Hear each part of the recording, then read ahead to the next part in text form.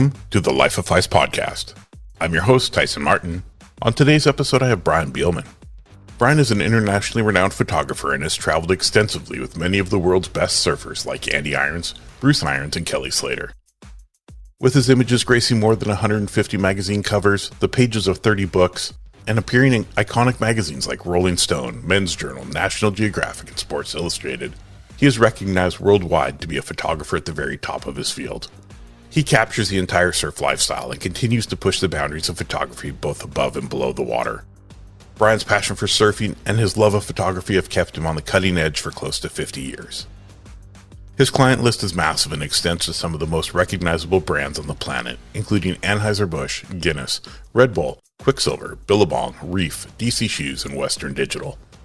Brian was a senior staff photographer for TransWorld Surf magazine for its 14 years of existence, and he is currently the go-to guy for Volcom, a manufacturer of surf and lifestyle clothing.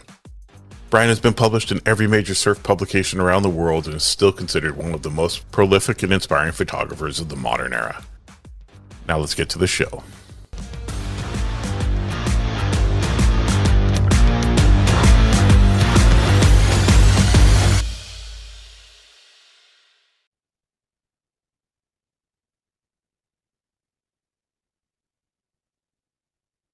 Well, my name's Brian Bielmann, and I've actually, it's going on 50 years I've been taking pictures. I can't even believe it. I'm literally an old man that doesn't know he's an old man. I won't let myself realize that. But I started shooting in 78. I guess it's been 50 years since I moved to Hawaii. And in 78, it'll be 50 years I've been shooting. But I came here as a surfer. I graduated high school. I grew up on the East Coast. And I grew up surfing in Cape Hatteras and lived in Virginia Beach. Worked all summer at a sub shop, Jiminy Cricket's sub shop down in the Outer Banks. Saved up $200. And me and two other friends jumped in a car, drove across country, 3.5 days, jumped on an airplane, flew into Hawaii at night, woke up in the next morning after not sleeping really for 3 days, basically. And ran outside and saw the palm trees, the blue sky, ran across the street, saw the clear water, 4 to 5 feet, waves coming in. And honestly, at that exact moment, I just knew I was never going home. And I've been here ever since. And, there was a group of us that had the dream of coming over. And I think 4 or 5 other friends came over a little after me, stayed, surfed for 4 or 5 months, and then went home and said, we're going to go home, make some money, and come back. None of them ever came back. And for years they were going, God, you're so lucky. And I was like, dude, you were there. Like, you left. You were there. You left. So, yeah, it's been 50 years. As a matter of fact, I'm going back to the East Coast with my friend who first drove cross country with me. And in October, we're going to turn around and come back. And it'll be exactly 50 years that the two of us drove cross country and came over to Hawaii. Oh, how cool is that? So, yeah, it's pretty cool. I'm really, really excited about it. I still like going back to Virginia. I still have friends there and everything else. But as far as photography, I came over as a surfer and I just did all kind of odd jobs. I was a shoe salesman. I was a construction worker. I was a janitor. I was a frozen, I can't even remember what the name of it was, but I was one of those guys who went into the freezer and picked all the food orders for all the supermarkets and everything else. So I've had some really, really odd jobs. But what happened as far as getting into photography was I just kept struggling with what I was going to do with my life. I was 21, at that age where you start really trying to think about what you want to do. And one day I just decided I was going to be a photographer. I was like, it's the perfect thing. I can travel. I get to keep surfing. That's it. I'm going to be a surf photographer. And the weird thing is I just told everybody I was going to be a surf photographer before I even bought the equipment. So about a half a year went by and everybody just laughed at me like, you don't even own any camera equipment. You've been telling us you're going to be a photographer. So I finally got all the camera equipment and, but I still wouldn't use it. I kept surfing and telling myself, okay, I'm going to surf for 2 hours, get out of the water, then I'll start shooting. But I couldn't. Once you're in the water and you're getting good waves. So finally, one day I was out surfing at Rocky Point and I pulled into a barrel and the thing collapsed on me and I went over the falls. And the funny thing is I was going over the falls thinking I was going feet first, not knowing I was upside down. and I landed head first on the reef, just smashed the reef. I felt my head, because I knew I'd done something. I felt my head, and my finger just slid right into my whole head. It was a huge hole there. So I came back in. My brother took me to the doctors. They stitched it up, but they didn't clean all the coral out correctly. So within a couple days, I started taking all these pain pills that they were giving me, like tons of it, and I started hallucinating. It was crazy. And I remember I went to the doctor the one day, and he looked at my head, and he goes, "Oh, everything looks good. You look fine. Everything's doing great." I said, "Okay." So I went home that night. I think we had these slideshows, and I remember smoking a joint, and the lights went out. I showed slides for about an hour. We turned the lights on. I remember some girl looking at me and like screaming. And my brother looked at me and he goes, "Call the emergency, tell them we're coming." I was like, "What the hell?" And he goes, "Come here." And we walked into the bathroom. And what had happened is the cut was on the top of my head. So the infection all went around the back of my head. And that's why I was like in pain and taking all these pain pills. But finally it moved to the front of my head. And that's what the girl saw when she looked in the mirror, or when she looked at me after the slideshow. So I went into the doctors. They had to cut the stitches out. It was the most painful thing I've ever experienced in my life. And basically told me they didn't know if it had gone into my brain or not, if I was going to live or not. And I woke up the next morning, my whole head was blown up. I couldn't even see out of my eyes. I mean, it was crazy nuts. Luckily, it hadn't gone into my brain by miracle. And took me, about 2 or 3 days for the swelling to go back to normal. But then I couldn't go in the water for a month.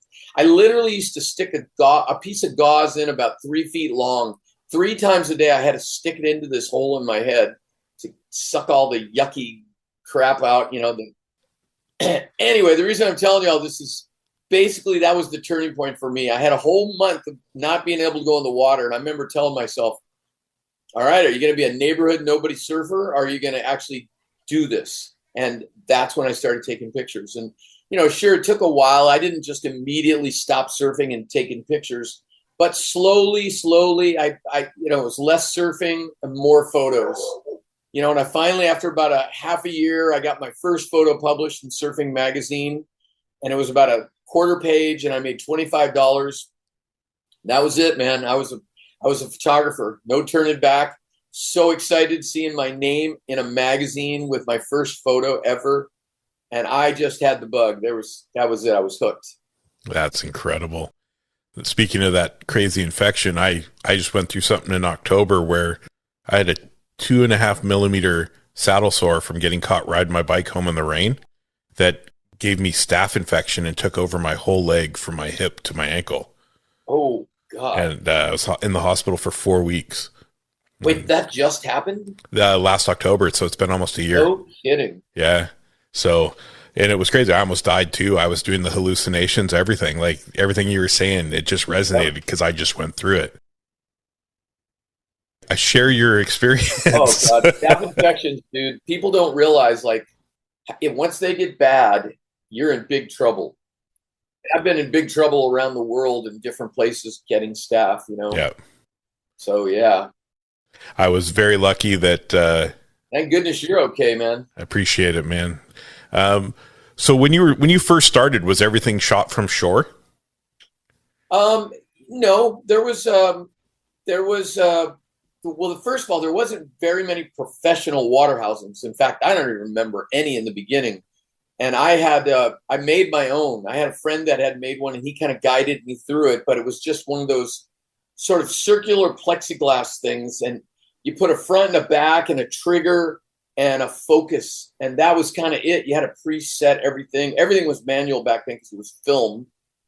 And that's what we had as far as water housing. So there wasn't a lot of water photographers around. And we did, a lot of guys shot from the beach. Most guys did both, but there were some that only shot from the water, some that only shot from the beach. From the beach, we would shoot with Century lenses back then. And they had a 650, a 500, and a 1,000 millimeter. And I remember I think the 1,000s were f8. The other ones were 5.6. So you only had Kodachrome 25 and 64 back then.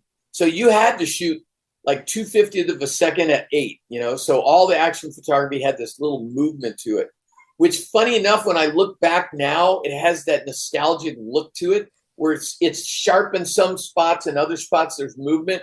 And I actually really like that. I like that look now, because now everything's, I mean, we're shooting at 1600, and everything's totally razor sharp. So there's something kind of cool about those old ones. And when you got them sharp, you really appreciated it, I remember the early surfing mags. It's like sometimes if the shot was tack sharp, maybe the action wasn't even perfect, but just the fact that it was a tack sharp photo, it could end up in the magazine, So yeah, you really appreciated it. And the fact that when you did swim out in the water and shoot, you had 36 photos in a roll of film. So you made every shot count. Now you go out there and you got 2,000 photos and you're motor driving every single thing that happens. Yeah. What's it like being in some of these big wave situations, being in the water with the surfer and having to watch the wave as well? Okay, first of all, some water photographers are such snobs. They don't even appreciate a good land photo. I'm definitely all about the best photo and not doing it the hardest way possible. That being said, obviously the water shot is unique, and it's a vision and a view you only can see if you're a surfer or if you're somebody that swims out in the water. So that's what makes it really unique from the land shot, because people can experience a land shot just by standing next to you and looking at it.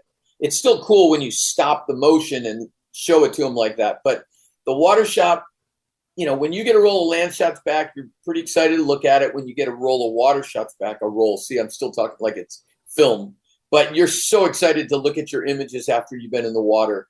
And it's definitely more of it's like more of being an athlete, obviously, than just a photographer. But it's exciting, but it's very dangerous, and it can be very dangerous. And as the years go by, I mean, I'm almost 68 years old now. So I'm hitting that point where it's like, all my kids are like, Dad, please don't go out anymore. And last year I kind of told myself, I was like, you know what? I think I'm done in the water. I think I've had it. I don't want to risk it anymore. I'm going to shoot a million angles from the beach I've never shot. But spending a whole season out of the water, it just doesn't feel right. So I'm kind of back on that program now. I'm trying to get myself back in shape, healthy again.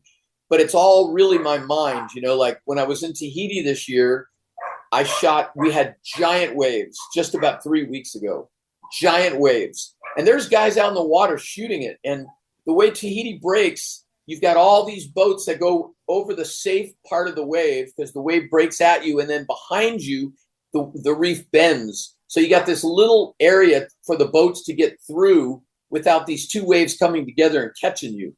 And it used to be fine when there was a handful of boats. Now there's like 30, 40 boats. But you throw into that also that water photographers now are pushing the limits, and they're shooting more and more from the water in Tahiti. So now they're having to watch out for these waves to catch them. And we're talking about what you would call a 50-foot wave. These waves are big. And then on the other side, they've got boats coming at them. So they're trying to watch out from getting run over by these big boats as well as the wave catching them. Me personally, I look at that and I'm like, you know what? You get the best photos out of the boats. Even though it's harder from the water and all those guys feel pretty macho about themselves, and I do give them credit, it's gnarly. And we didn't do that in the early days. We just shot out of boats. I shot out of the boat the whole swell, and I absolutely loved my photos and what I got and the angles I got and everything else. But after the big swell dropped, then I started shooting underwater. And I did that for 4 days straight. And I hadn't done it for a while. I hadn't been in Tahiti, which is where the water's super clear. And that's where I do most of my underwater. So I hadn't done it for a while. So I swam out. It took about half an hour to get out there. But I just swam. I wanted to take it nice and slow and kind of get myself in the groove. And I got all the way out there. And it was kind of scary at first. I'd forgotten about how shallow it is. And you got to really dive under waves that catch you when you're too far inside. And you've got about 3 feet of water to get under these waves without getting caught by them. So it's really tricky. But man, once, by the third, fourth day, I was so in my element again, and it just felt fantastic. I came in feeling like $1 million, and that's when I'm the healthiest. So I've got to keep doing that this year in Hawaii. But being out there is super dangerous, and it's all about your mind too. If you want to be out there, and you want to get that shot, and you're feeling like I can do this, not necessarily indestructible, but you have every faith in yourself, making it through the waves, surviving everything else. And that you lose that really easy. And I've kind of lost that in the last couple of years. So I got to make myself, have that sort of no fear attitude again, or at least very careful, but still being out there and, knowing I can do this. I got it. I still got it. I'm an old guy, but I still got it. I can do it. You have to be very calculated. I mean, the ocean's no joke. So, there's lots of things that can get you. So it's neat that you saw that the moment and you appreciated that. Okay, cool. You guys are awesome, but I'm just going to shoot from the boat. Yeah. Wise choice. I mean, like you said, you lose it quick. It's like anything you've been proficient at. If you don't do it for a while, it's gone. And then you add the extra danger elements of the water and the currents and the waves and boats, and it adds a lot to the plate. Like I was saying in the beginning, I found you through your underwater photography because I was just browsing, looking for things that were shot in a different perspective, things that I don't see on a regular basis.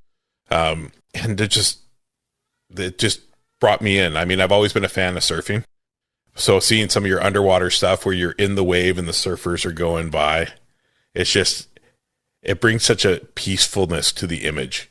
You can just kind of feel that moment, and you're just like, I can't even imagine what it was like under the water as like, the surfers going by on the wave, especially being you're a surfer yourself. So you must have had some good feeling, some positive energy coming from that. Like, damn, I'm doing this. This is insane. Yeah, it's funny. Like one of my images, I remember I went to Tahiti and I got there. It was the first day there. And I said, oh, it looks like it's smaller, 4 feet. I think I'll go out and do underwater today. So I hadn't even shot a picture yet. And I got in the water and this big closeout set came. And I went down with about 3 other photographers who were shooting above the surface, but we were all caught inside.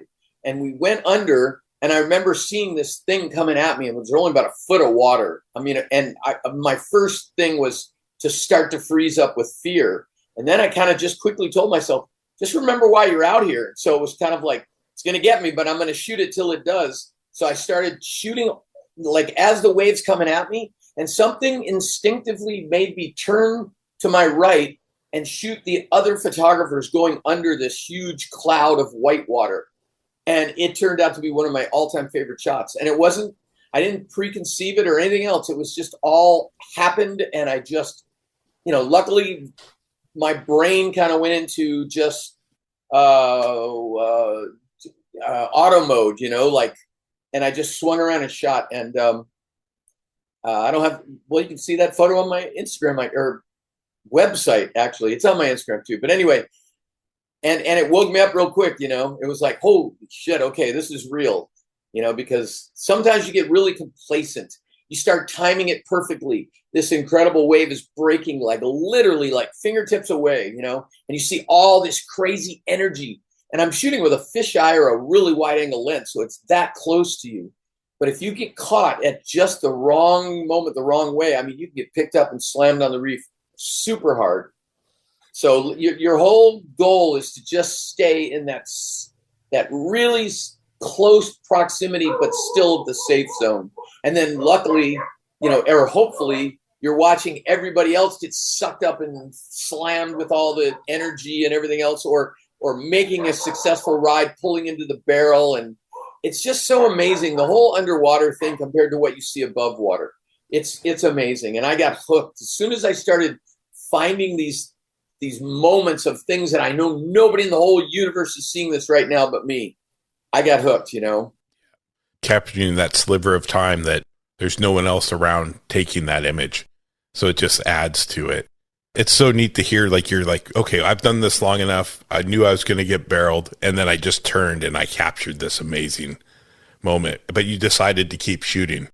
That's such a good lesson for everybody. You know something's about to hurt, but here you go. Just keep shooting. Yeah. Besides the underwater stuff, even a couple of years ago, I was in Tahiti shooting out of a boat, and we were getting caught inside. The boat driver was such a radical driver. We were getting caught inside. Laird Hamilton was on this wave. I don't know if you know who that is. Big wave surfer. Definitely do. Laird was on this wave coming right at us. We were just getting up the wave, almost getting sucked over. And I knew we may not all the other photographers grabbed their housings or their cameras, slammed them in their Pelican cases as fast as they could, clicking that thing. And I just went, you know what? I'm going to keep shooting no matter what happens. And I got the best shot of Laird. Nobody else got it because I just hung in there, literally almost going over the edge, and just kept shooting the whole time. So, yeah. Risk to reward. I mean, you risked the gear, but you got the reward. Yeah. A lot of people don't go that far. I read that you were with TransWorld Surf for 14 years. I think so. Yeah. As long as the magazine was around, I believe it was about that long. Yeah. What was that like? It was great because, before that I'd worked with the other magazines, Surfing and Surfer, and then there's tons of magazines around the world that I would contribute to. And I was selling ads. I was one of the first guys to start selling ads because I realized that's where the money was. Not editorial necessarily, but TransWorld was a brand new magazine starting out, and they came to me and said, "We want you to be our staff photographer." And I just thought, you know what? This is going to be a good. It's going to be a good experience. I'm going to be the guy at the top, the number one guy, getting all the best trips, traveling all around. And I went, you know what? I'll do it. And that's exactly how it worked out. I mean, I'd go to Tahiti to shoot the event and stay and shoot the free surf after and everything else, and come home. I'd be home 3 days, and I get a call. Fiji's going to be 20 feet. You want to go? And I'd be like, yeah, I want to go. So it was so killer. Just every time a huge swell came, you got first choice. Everything was paid for. It was awesome because luckily I knew too, a lot of guys would only shoot the surf and then relax, chill, whatever. I would keep going out on the small days, shooting underwater, shooting lots of lifestyle, all that stuff, because I realized somebody's paying for me to go all these places. When all this is over, I'm not going to be able to afford to go on my own and do all these things I'm doing. So I really made use of it, of all that, traveling and connections and everything else, and just shot a ton of stuff. My archives now are just huge from 50 years of shooting, That's amazing. I was a big skateboarder growing up. So TransWorld skateboarding, always grabbing surf magazines going, man, I can't wait to get to the coast again. The other thing too was TransWorld Surf. The guys that worked there were awesome. The Cote brothers, just our art directors, everybody involved. They were super awesome. And just to tell you how awesome they were, I remember there was a famous movie that was made called The Fly in the Champagne. It was with Kelly Slater and Andy Irons, and I was on that trip. And I was supposed to get portrait shots of the two of those guys that we wanted to run on the cover, because this was their first time coming together. Of course, Andy grew up idolizing Kelly, but then once he was on the pro tour, they were arch enemies because they were the guys. I mean, it was just this rivalry that was just incredible. So we were going to have this trip together where they finally, for the first time, got together. So I was the guy shooting all the pictures. There was another photographer along too. Oh God, I forgot his name all of a sudden. I'll remember in a second. I'm getting old. But, basically it was my job for TransWorld Surf to get the whole article. So I remember I was waiting till the last day to get the portraits. And long story short, wasn't my fault. I got so drunk because these guys started giving me shot after shot after shot. Oh my God. I was the drunkest I'd ever been. It was crazy. Next day I woke up, couldn't even every time I tried to get out of bed, I just started throwing up. It was literally, I don't mean to sound like an alcoholic, but this was one of those times. Everybody has them where it's so out there crazy drunk. And I was by the end of the day that I was finally, the sun had actually set. It was super low light. I actually was able to get out there and get shots of Andy and Kelly. And they didn't end up in the cover, but I got some pretty good shots. And I thought I was in so much trouble when I called TransWorld Surf. And they thought it was the greatest thing in the world that I got this shit-faced drunk. And I just went, man, I'm so lucky I worked for these guys, because any other place I might have got fired, They were rooting me on, though. What was it like being around someone like, Andy Irons was super intense. Just super intense. And Kelly had that, he has that aura about him. I haven't met any of them, obviously, in person, but I've watched all the videos and I've looked up to Kelly for years because he's incredible. And then Andy, unfortunately, Andy is not with us anymore, but watching him and his just aggressive style was just different. What was it like being around those guys? Andy was super intense and Kelly was just mysterious. I've known Kelly forever. he's the greatest competitor ever in surfing. But he's one of those guys that's really hard to get to know him.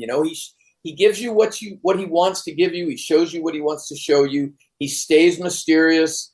Andy, on the other hand, he wore his heart on his sleeve. Like if he was pissed, you knew he was pissed. But when he was the nice guy, he was the coolest guy. Like people coming up for autographs there, super cool. He just let you know exactly where he was at and what he was feeling. And the cool thing about Andy was if he would lose an event, he was so pissed off. But by the evening, it was all gone. He'd be back to normal. So he'd get it all out of him. And then just kind of slowly, like, by the end of the night, he'd be fine again. I loved being around Andy. And the cool thing about those guys is I traveled with them and I didn't party like they did. Like that was an era of maniac partying.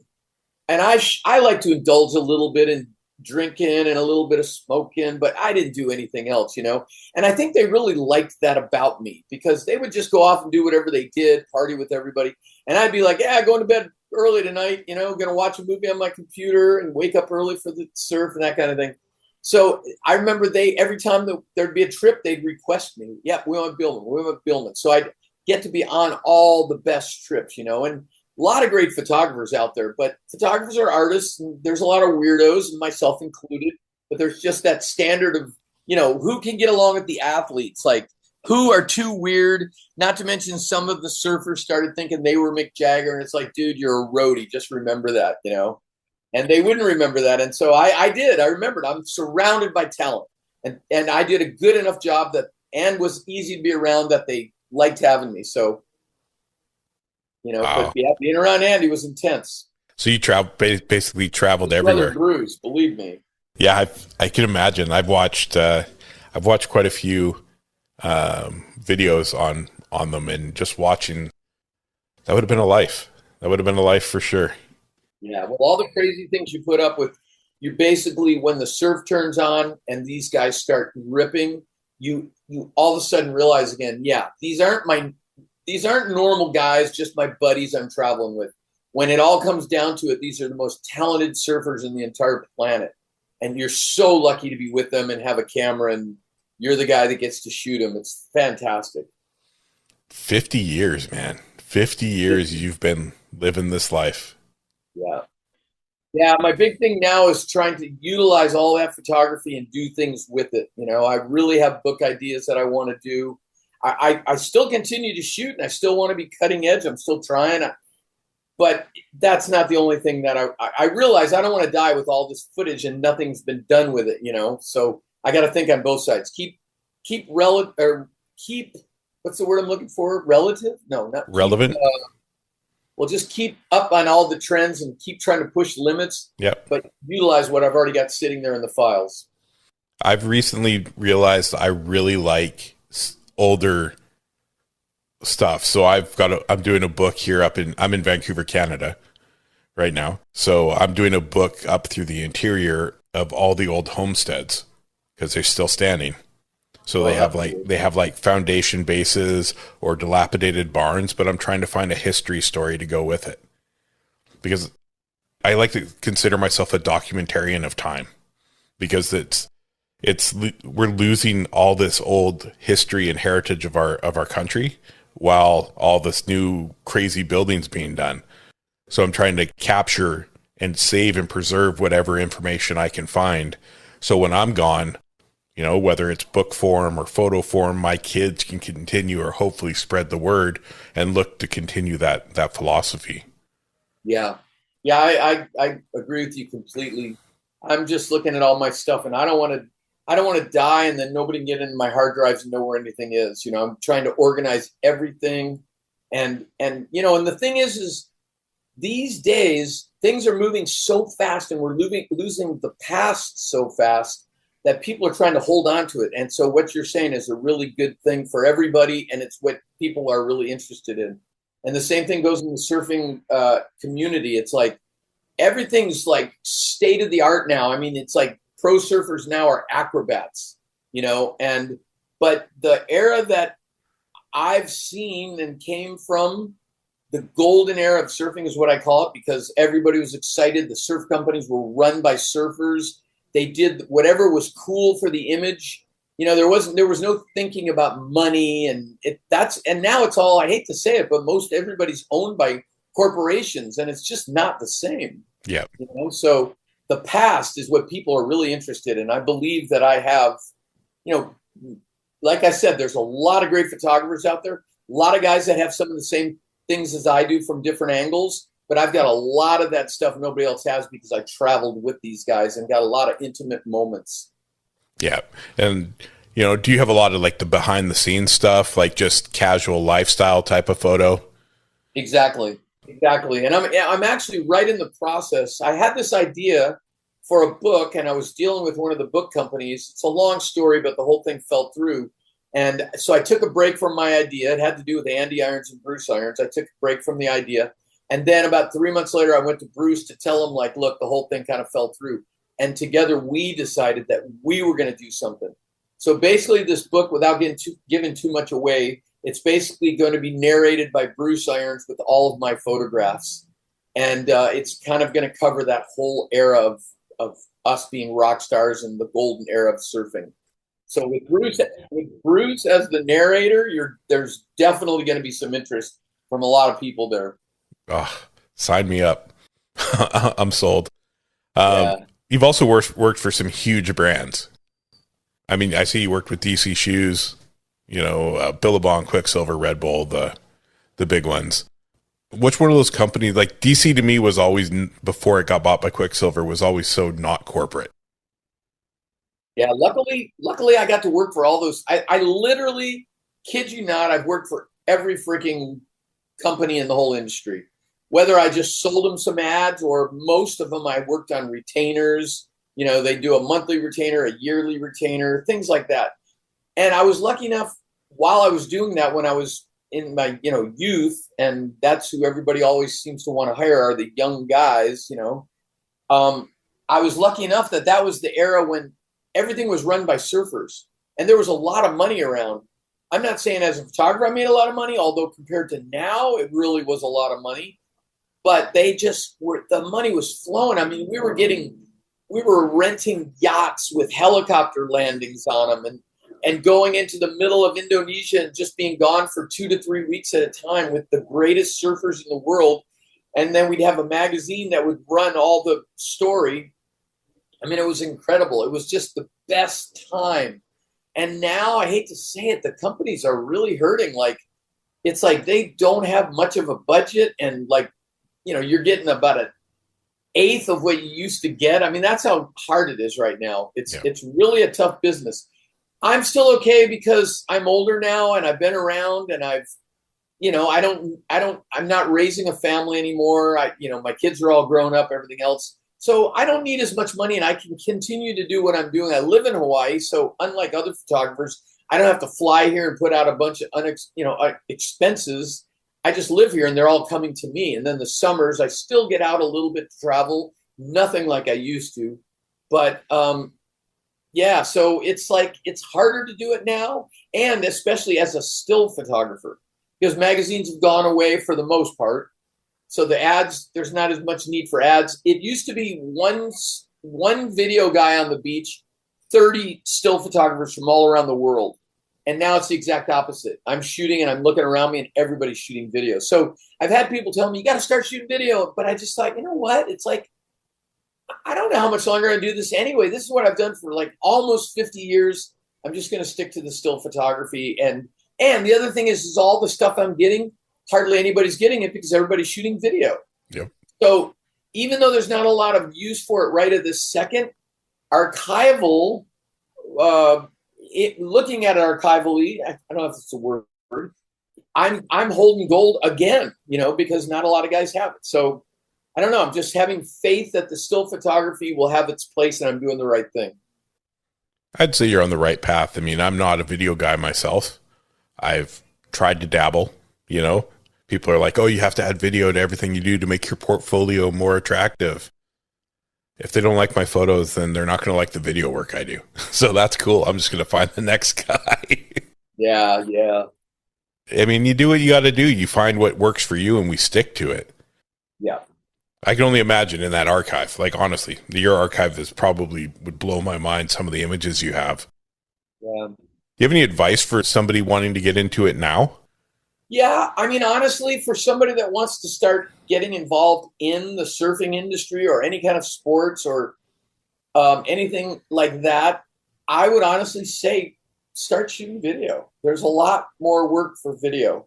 You know, if I was just starting out, I would probably be a video guy, but I'm not just starting out, so I'm sticking to what I know. And, you know, I just gave you all the reasons why. But Yep. as far as just starting out, yeah, I mean, grab your buddy who's a decent surfer or find one of the better guys in your area, start working together with them.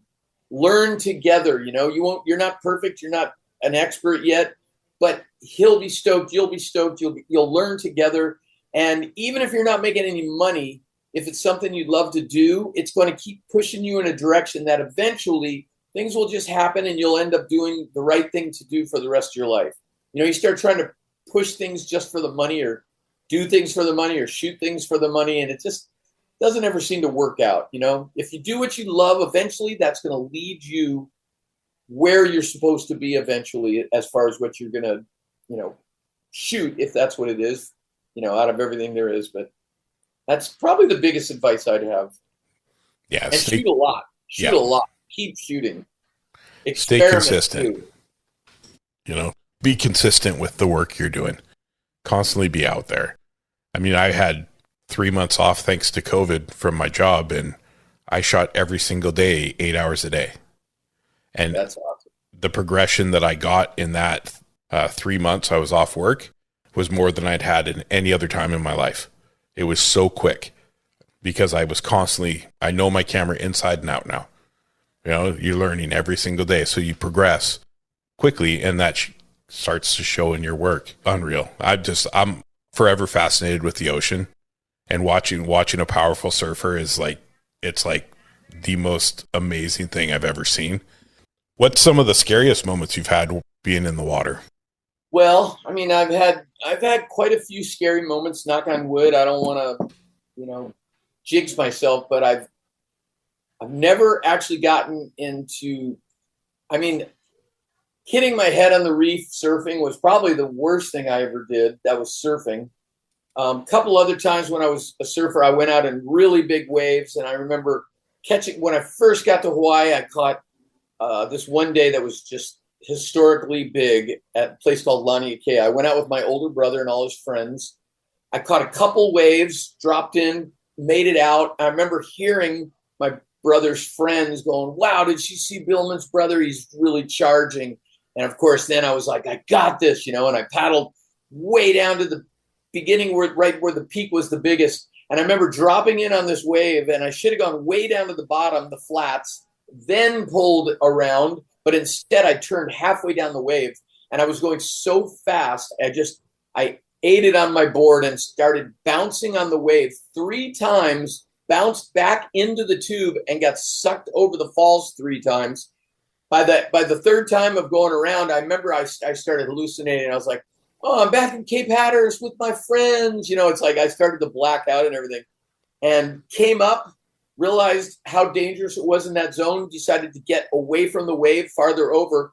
Then I got caught in the channel, which sucked me out into the middle of the ocean.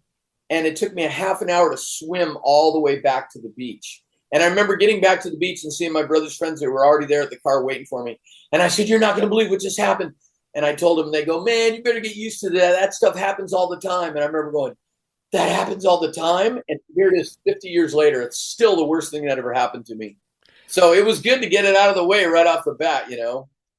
Yeah, get one out. It's done. I don't need anything else. I'm good. Yeah. And aside from shooting, I mean, I've gotten slammed to the bottom, held down, caught inside. Like it's super gnarly. Like if you're out of pipeline, it's 10 feet and you get caught by an inside set because you go down underwater, and the same thing. You've got, honestly, sometimes you have no more than 2 or 3 feet, and 2 or 3 feet's not much when you got a 15 to 20 foot wave breaking above you. So it's really, really like you have to go down underneath this wave, stay under, stay under, stay under, stay under. pop up the back, and there's usually going to be another one, and you got to do it all over again. And you might have 3, 4, 5, 6 waves doing that where you got to keep going under. Sometimes it goes completely black under there. You can't see anything. And I remember I used to, when I was younger, I'd be like, you know what? I just got to keep going. Just keep going. Just keep going. Just keep doing it. And now when I go out there and it happens to me and I get caught by one of those waves, my first thought is, what the hell am I doing out here? So that's the difference in the mindset. You can see where that, like you're not scared of anything, or you think you're, you just think that you can handle anything. And you get a little older and all of a sudden you're like, I really like being alive. I really want to make sure and stay alive as long as I can.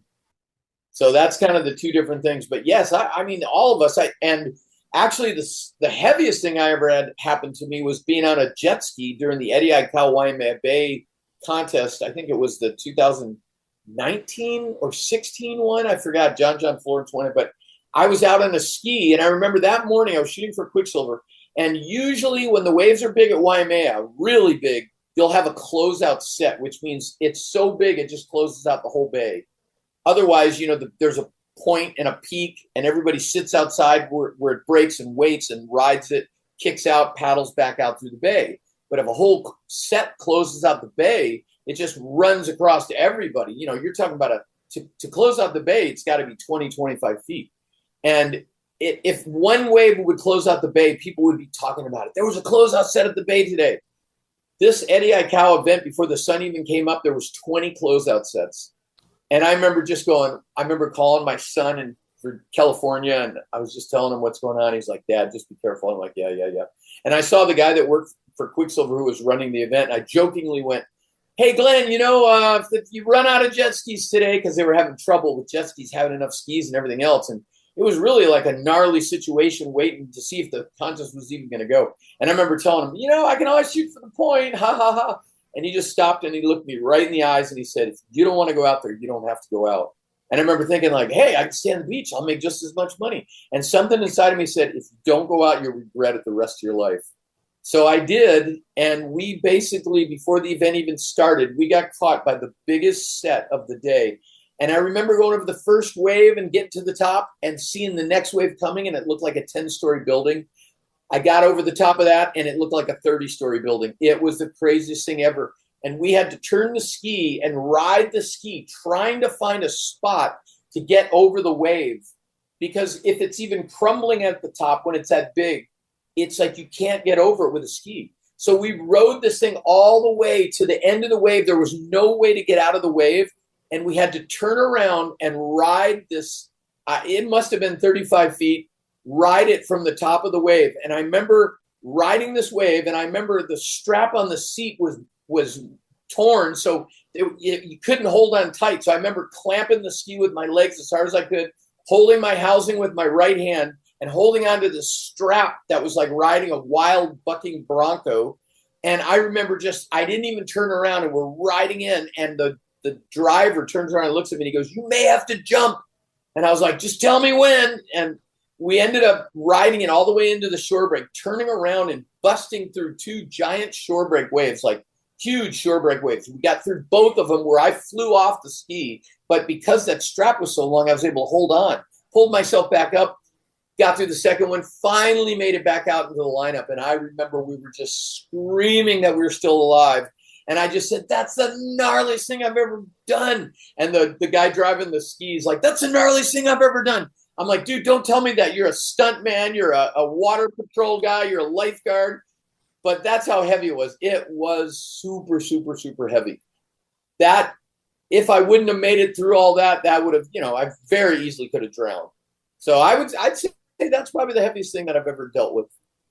And I remember the next day seeing, my friend got a photo of it, Clark Little. He got a photo of it with me on this giant wave right at the moment the guy's turning around when he said, you may have to jump. And I remember when I saw that photo, I was like, that's gonna take me another 10 years. I got something to talk about at speaking engagements and everything else. Not to mention I never have to go out again because I got the photo. Yeah. So. Oh, that's amazing. What about wildlife? Any crazy run-ins while you've been out there? Not in Hawaii. I've had a few run-ins, like, sharks around, things like that. When I was in Tahiti, I remember shooting one day, and I was shooting smaller surfs while it dropped, and my friend Raymana, the Tahitian guy, was with us. He was out there on a longboard with a mask on shooting fish. And he later told me, he goes, hey, there was a big shark watching you the whole time you were shooting. And I'm like, shut up, man. He goes, I'm telling you the truth. He goes, but there's so many fish around here, he'd never bother you.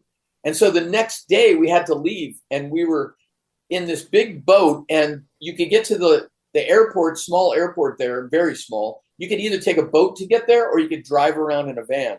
And so we ended up taking a little dinghy from the big boat. And as we drove by the shoreline, there was an old man with long white hair and a white beard, and he's cleaning fish, and we just waved to him, and he waved back. And so we get to the airport. Within 10 minutes, a van pulls up. Right as we passed this guy cleaning the fish, it must have been no longer than a minute, a shark came right up because of the blood, came right up and literally came out of the water and bit him sitting on the shore cleaning his fish. Big bite in his leg. They brought him onto the plane. Couldn't speak any English, but I remember looking at him, and his eyes were huge. And when we got to Tahiti, which is a short half-an-hour flight, there was an ambulance waiting, everything, took him away, the whole bit. I never heard anything about it. That was about 20 years ago. I never heard anything about it until I ran into one of the Tahitians who was on the boat with me, and he goes, that guy died? And I said, really? And he said, yep. So that was my shark encounter. Luckily, I've had other times where I was, just a couple of years ago, I was going to go surf at this spot, and I woke up late and I said, you know what? I'm just going to go to this other spot because it's closer. And I'm out at the other spot, and some guy shows up and goes, yeah, I was down at Leftovers. And I go, oh, how was it? I was just getting ready to go down there, but I came here instead. He goes, somebody just died. They had a shark attack. Somebody just died. And I just thought, oh my God, it's so funny how things work out. It's like, I was going to be there, so. And as far as just other things that have happened besides scary things, swimming with whales and photographing whales is the greatest thing I've ever done. Yeah. And I did it once in Tonga for 10 days, and I just did it in Tahiti again on this last trip. Beautiful shots of whales. It's just amazing shooting them. Amazing. They're huge. It's just, they're huge. Breathtaking how big they are.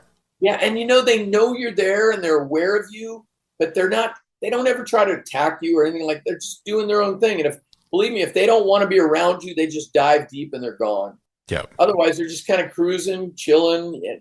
I've had them swim by me like 10 feet away, and their eyeballs are like gigantic. And it's like this gigantic eyeball, 10 feet away from you. And I'm shooting with fisheye lenses. So you can imagine how close I'm getting. Yep. Like, what do you use? Like, do you have a specific housing you use with? Yeah, I just use the same housing that we use to shoot surfing, because there's underwater housings, which I guess if that's what you did all the time, you would use one of those, and they're pressurized so you can go deeper. But when I shoot underwater stuff, I'm only diving under breaking waves, or I'm shooting from the surface, or maybe 10, 15 feet below the surface. So the housings can handle the pressure. And the light is all at the top anyway, as far as I'm concerned. So, and even the whales, it's like shooting whales from the surface. It seems to be the best way to do it anyway. So I don't need to go really deep, And it's funny, people always go, you must be an incredible swimmer. And I'm like, you know what? I can swim as hard as I need to swim to stay alive. It's like I'm not some long endurance swimmer. I can't swim super deep. I can't stay underwater a long time. But I can do what I need to do to get the shots I want to get. You get the job done. Yeah. Oh, man. Well, with, mental health is always a big factor. And surfers, photographers, athletes, just people in general. We all struggle at some point in our lives, and you were affected by someone who was, he had his own demons he was battling. Do you look at your creativity as a very much important aspect of positive mental health or positive outlook? I'm not 100% sure what you're asking, but I can say that, first of all, shooting photographs and being in the ocean, whether it's surfing or shooting photographs, especially nowadays, shooting photographs even more than surfing, it's incredible how much that keeps you sane, keeps you on the right path. I mean, I've struggled. I had a rough 5 years. All at once, I went through a divorce, losing my home, losing my job, my industry crashed. Photography and sports photography just died all at once. I mean, I went through some heavy, heavy stuff. And honestly, I think, still surfing, still taking pictures, being in the ocean, that really, really got me through it. And I feel really bad for people who don't have that. And mental health it's such a crazy thing. Like, you see everything that's going on now, and people trying to normalize crazy stuff. Like, I'm not going to get into political stuff, but at some point, you've got to understand that it's not normal and somebody's struggling. Yeah. You just don't say it's totally normal to, be 500 pounds overweight. No, it's super unhealthy. Yeah. Or it's totally normal to want to be, or to be, again, I don't want to go through all the political stuff, but people just don't seem to get the help they want. Can you hear my dog? I can, yeah. Let me let him in so he starts barking. Come on, buddy. So I would say surfing has saved my life in many ways. It really has. That's exactly what I was asking. And yeah, and the other thing too is that being a creative person, usually you end up with people who are very emotional, very like easy to just shatter them, and so they've got it. And the other thing too is just like athletes, there's such highs and such lows. You know what I mean? Like, You're so stoked, you got the cover. The next month you get nothing. You got the shot. Oh, it's just slightly out of focus. I mean, one little thing like that can just change your whole day. Yep. And I don't know, maybe people in general are like that, but I really believe that artists are even more on the edge. So yeah, it's like it I'm sure it saved a lot of people. Yeah, I went through my ex-wife passed away from a fentanyl overdose. Oh. And I had to take on I had already been raising my kids for 10 years, but I had to take on not only that role, I had to try to make sure they were okay from dealing with all of this. And my youngest son's 20 now, and he's doing really, really well. And my oldest daughter I've got 2 grandkids. Like, they're all doing good. They're on their way. But man, that time, it almost broke me trying to figure out how to keep everybody sane. And that's when I really dove into my photography. And that's when I really started to be like, okay, I get the same rush from clicking the shutter that I used to get from doing an ollie down a big set of stairs. So I found something that gives me that same kind of feeling. Okay, and I ran with it. Then COVID happened and I had all that time. And I was like, man, I love this. This is what I need to do. So it's really neat how people connect it. And actually, FICE stands for Photography Heals Your Soul. Oh, that's cool. Yeah, so it's like my homage to that camera of being like, hey, this thing helped heal me, and it can help heal many other people. So that's kind of where what we're based at, is we just really want to push so people can be like, yeah, I feel it. I'm here.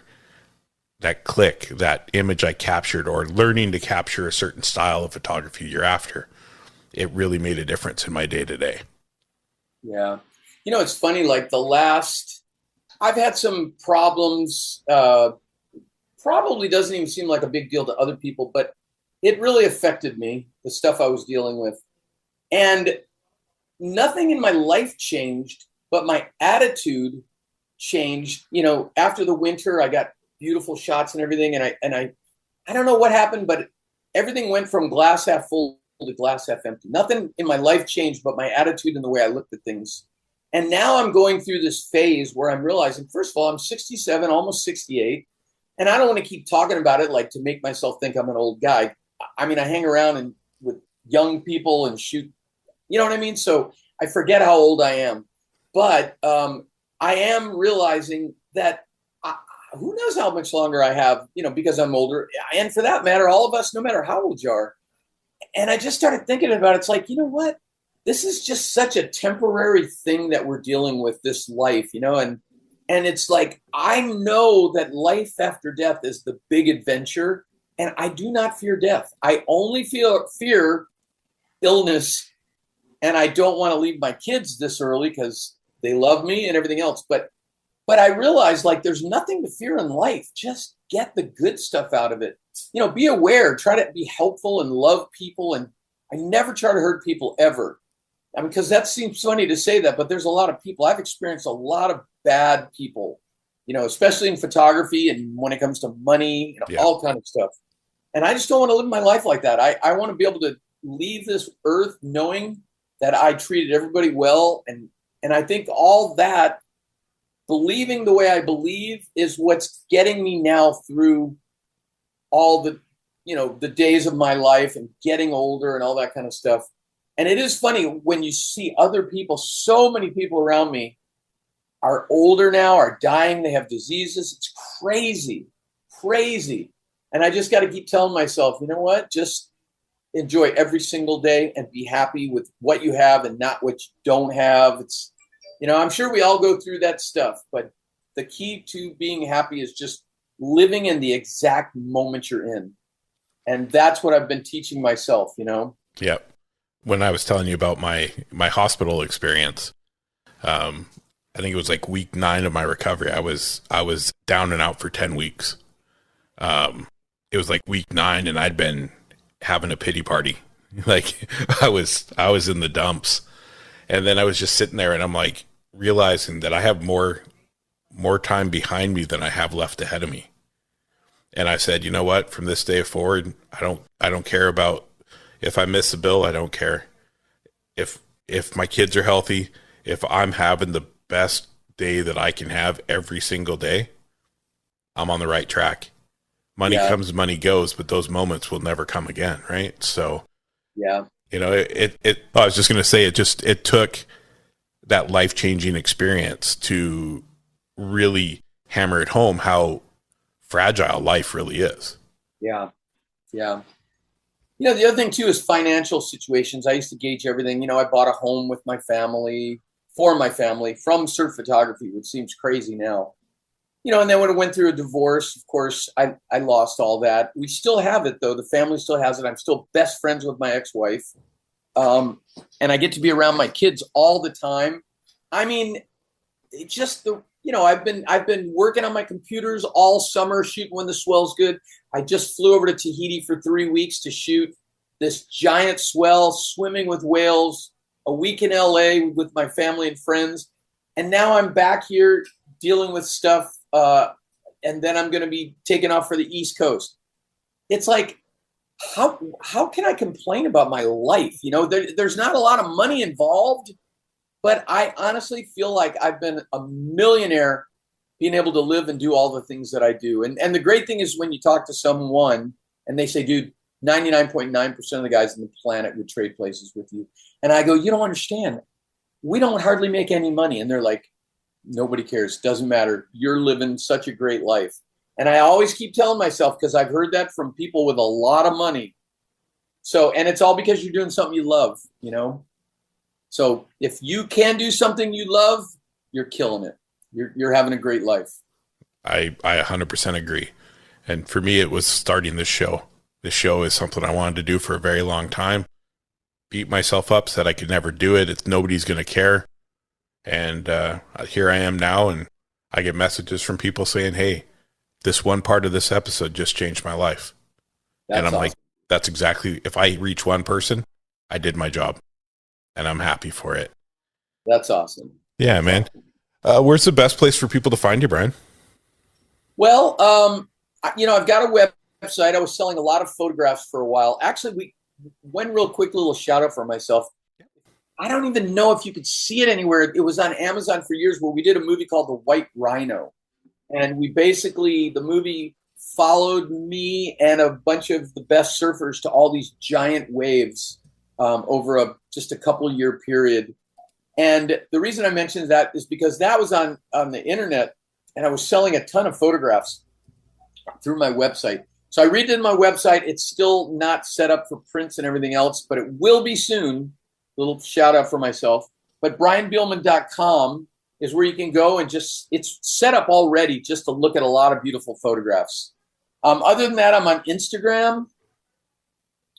I think that's about it. Just basically Instagram, and then, my brianbielmann.com, which soon will be set up to sell prints again.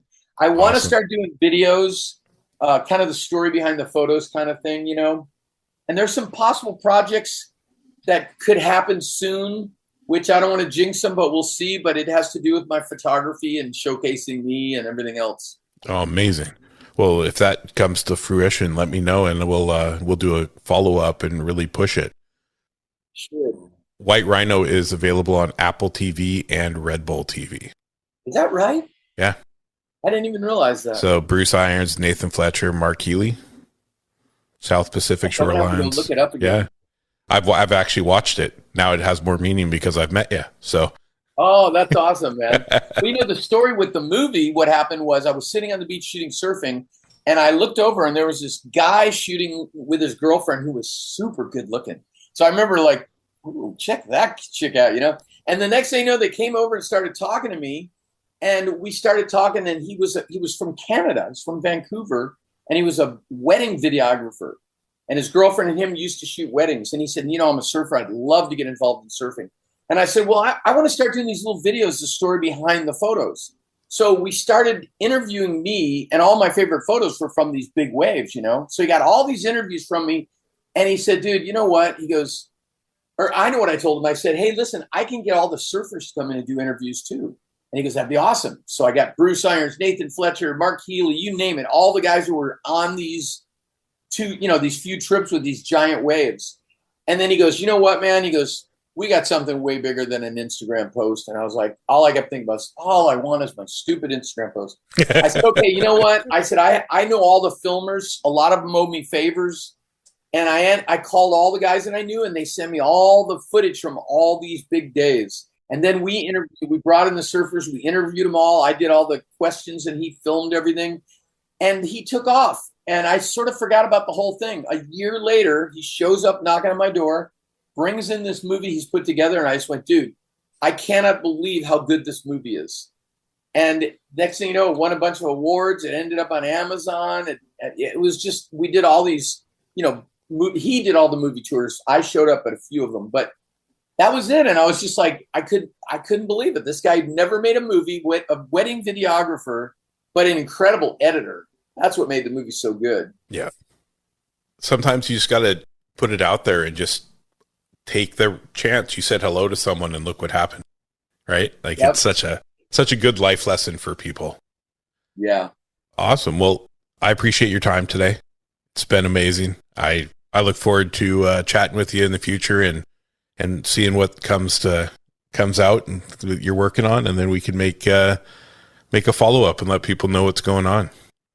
That's awesome, man. Well, thanks so much. And I'm glad my voice was good after my big night. I was at Led Zeppelin last night with my kids. Nice. I'm not having a great life. I got both of my kids going to see Led Zeppelin, and it's like you close your eyes and you just feel like you're at a Led Zeppelin concert. It was so good. So amazing. This is the morning after, so keep that in mind. So I feel like I pulled it off. Oh, you did fantastic, and I'm a huge fan, and I look forward to watching what you do and seeing some of this archival work come out. And if there's anything I can do to help push anything for you, don't hesitate to fire me an email, and I'll do what I can. Absolutely, I will. And I did forget one thing. I completely forgot. I'm the photo editor at Free Surf magazine here in Hawaii. Oh, nice. So, any day now, the next issue's coming out with all my Tahiti stuff that I just shot about 3 weeks ago. So that is my one outlet for photography now that I'm holding on to. And I will give them a shout out, Free Surf. Is that published still? Like you get that? Yes, it is. We're still one of the, it's a local magazine that still goes to California also, but you can find it. It's in Hawaii, in California, it's around, but it's also online. Nice. So yeah. Perfect. Shout out for that. Enjoy the rest of your day. I'm going to go build a deck now. Thank you so much. Have a great time building your deck, buddy. Thank you, sir. Thanks for contacting me. I really appreciate it. It was fun. It was a great time, and I look forward to catching up in the next little bit here. All right, buddy. You take care. Yep. Bye-bye.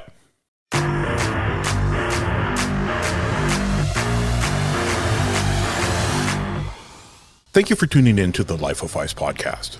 I hope today's conversation brought you insight, inspiration, or just a fresh perspective on the creative journey. If you enjoyed the episode, be sure to follow, rate, and leave a review wherever you listen to podcasts. It really helps us grow and reach more listeners like you. For updates, behind-the-scene content, and more, please follow us on all social medias at LIFE.OF.PHYS. And don't forget to check out the show notes for links and resources from today's episode. Until next time, stay curious, stay creative, and keep living the life of creativity.